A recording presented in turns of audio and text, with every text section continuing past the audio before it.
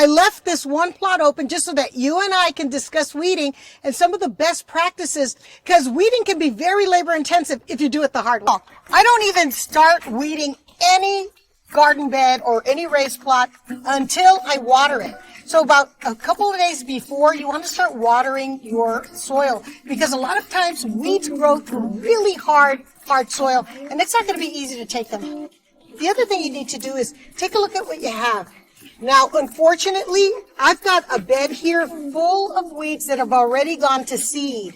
They flowered, they're in different situations now, but what's going to happen is as soon as I start pulling them out, I'm going to start raining seeds. So I'm not doing myself a favor. But what I do before I pull any weeds is I cut off the seed heads. I cut off the top half, just like that, so I'm not shaking any seeds out. I'll just continue here. They're pretty darn hard. But I think my hand tools will get the job done. So I have some choices. I can use this pointed hand trowel, which is really good because it's sharp.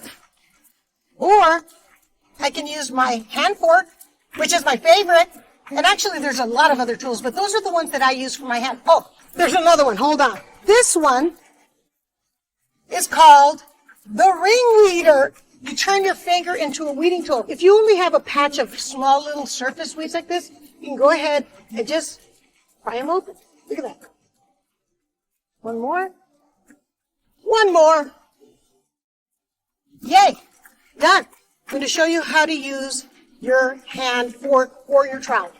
The first thing that you want to do is you want to go in at an angle, because I'm not trying to go and sever the root. I want to get the root completely. So I want to pry the soil, lift the soil, kind of like you're going underneath where you think the root ball is.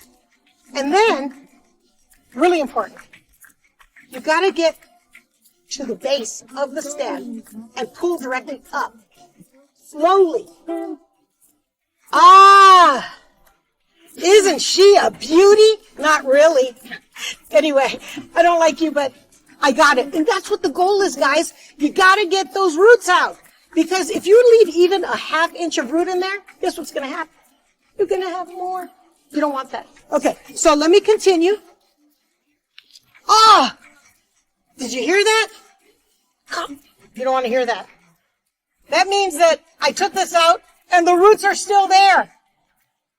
All right, I better be careful. Here's the deal. This area is really rock hard. So part of smart weeding is knowing when to drop the hand tools and pick up the fork, the big fork, or the shovel. And while you're at it, I would grab a friend. It goes so fast if you have a friend doing it.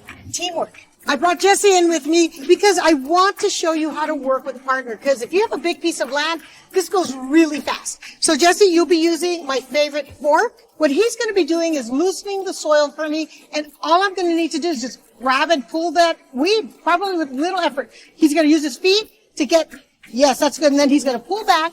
So he's loosening the soil for me. How easy was that? Did that seem to hurt me? No. Let me, oh my gosh. So you can imagine, I can just keep on going and keep on going, and we will keep on going. There we go. And then loosen this area. So, you know, take turns.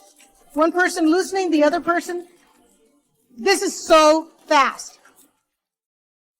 Look at this. Well. So it looks like weeds don't just happen in the raised garden bed.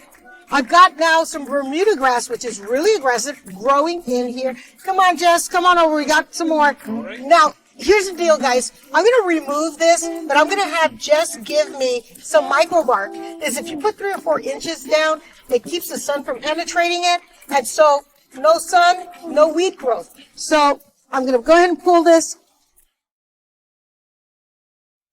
This is really tough. Okay, this is the one that you call a friend. Wow. Jesse! 1 second.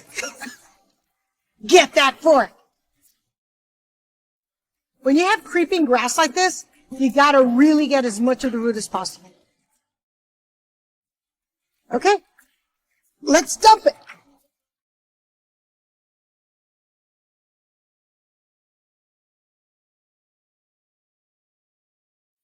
Woo! We'll get our rake. Okay, so This is so deep I can swim in it. Good job, Jesse. I love it. There we go. You can't have too much bark. All right, so we're going to continue spreading it 3 or 4 inches thick. Would be perfect. So there you go. How to weed without killing yourself. And how to use the right tool, even if it's your friend. Right, Jesse? For tips like this and other great things under the sun, look for me, EdenMaker. And we've got a special Foodie Gardener series to teach you all about growing food. So anyways, follow me on YouTube, and I'll see you next week. Wow.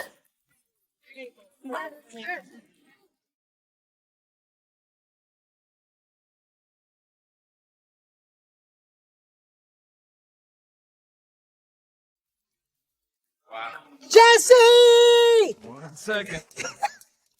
What's up, world? Let's get it popping.